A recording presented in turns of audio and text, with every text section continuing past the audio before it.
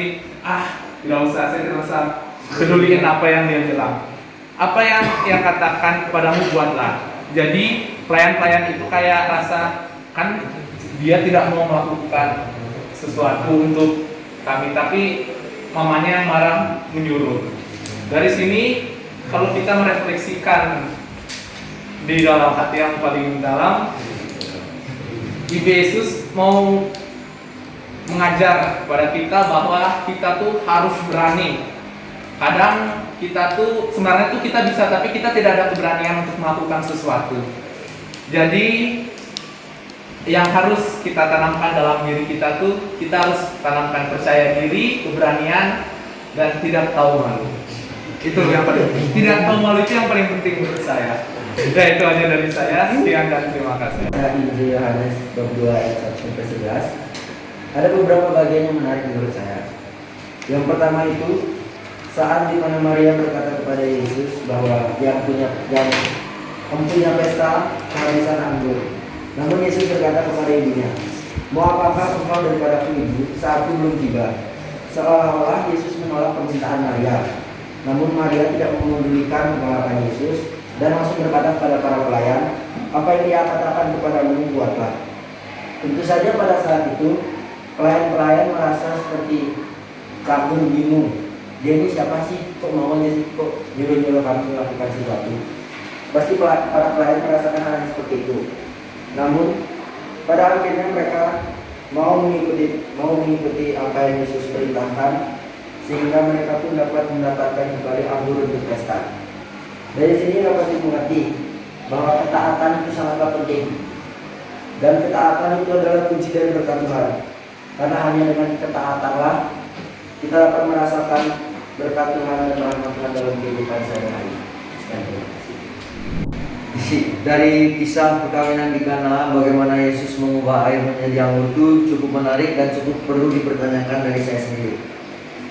Di bagian ayat 4, Yesus berkata kepada ibunya, "Mau apakah engkau daripadaku ibu, saatku belum tiba?"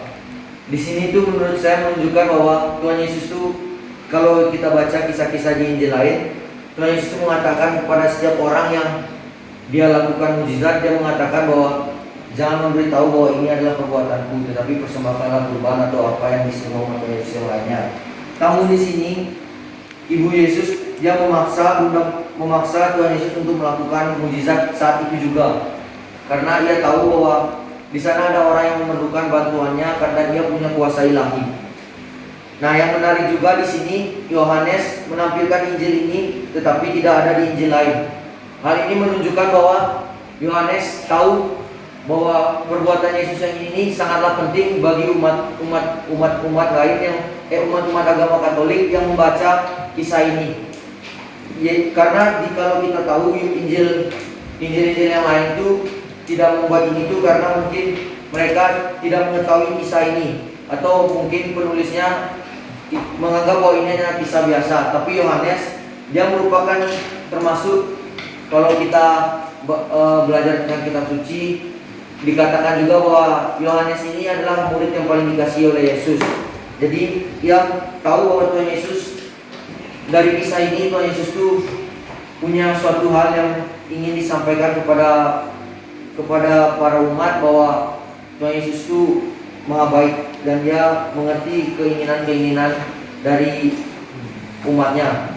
Kemudian yang aneh juga di sini, bagaimana pemimpin pesta itu melihat bahwa itu sudah berubah menjadi anggur. Padahal di sini Tuhan Yesus itu belum mengatakan apa-apa atau belum melakukan apa-apa. Dia hanya menyuruh bahwa mengisi tempayan, kemudian cedok itu anggur dan memberikannya kepada pemimpin pesta.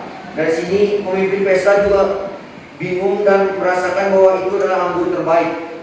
Kemudian para pelayan pun berkata kepada sang pemilik pesta atau pemimpin pesta bahwa anggur yang diberikan itu adalah anggur yang milik itu, bukan milik dari Tuhan Yesus. Ini kembali menunjukkan bahwa Tuhan Yesus itu tidak ingin umatnya itu menganggap bahwa semua itu perbuatan Tuhan Yesus, karena seperti yang dikatakan di awal bahwa itu adalah belum saatnya untuk dia memulai mujizat atau perbuatan-perbuatan hebatnya.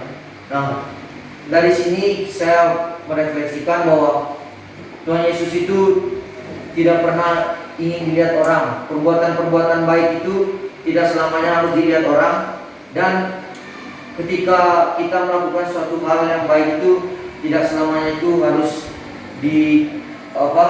ditentukan atau dipikirkan, direncanakan, tapi berbuat baik itu dari hati nurani ketika kita mau berbuat baik. Sekian dari saya.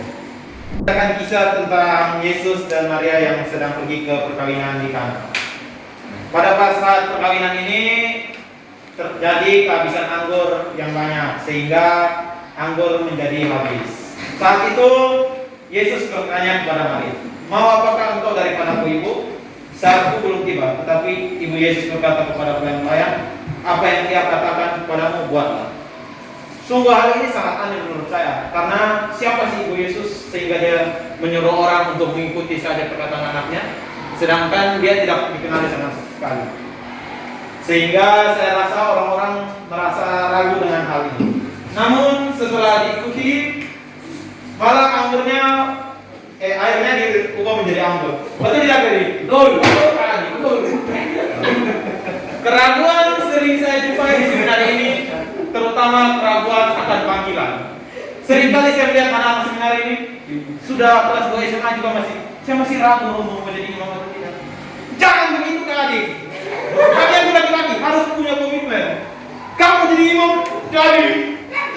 Kalau tidak mau, jadi hamba yang baik. Sekian dari saya. Terima kasih. Di mana tema perkawinan di Kana, Yesus dan Ibu Maria pergi menuju perkawinan di tanah Kana. Pada saat itu Ibu Yesus meminta kepada Yesus untuk menjadikan air menjadi anggur, karena saat itu anggur yang ada di pesta pernikahan itu sudah habis.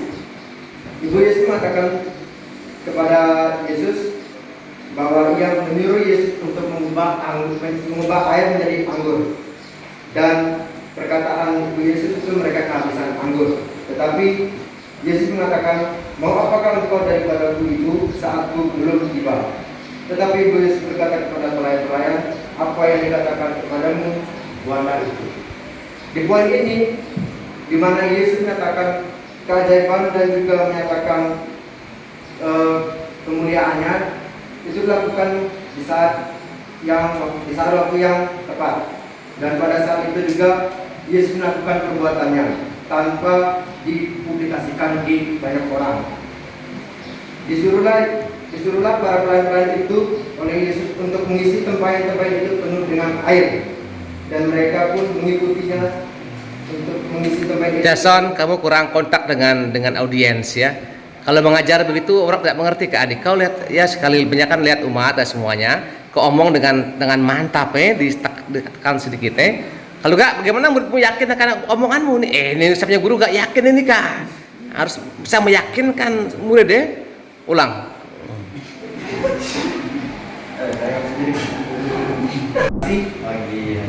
Dari kisah Yohanes bab 2 ayat 1 sampai 11. Dari sini saya dapat mengutip 2 ayat yang menurut saya paling menarik. Ayat yang pertama, ayat 4, kata Yesus kepadanya, "Mau apakah engkau daripadaku, Ibu? Saatku belum tiba." Dan ayat yang kedua adalah ayat yang ke-11. Hal itu dibuat Yesus di Kana yang ada di Galilea sebagai yang pertama dari tandanya. Dengan itu ia telah menyatakan kemuliaannya dan murid-muridnya percaya kepadanya. Peran penting yang berada di kisah ini adalah Yesus dan Maria.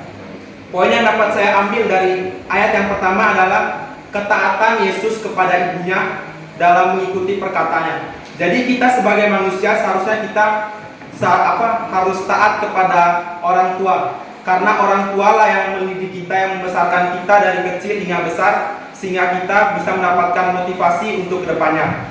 Dari poin yang kedua, saya dapat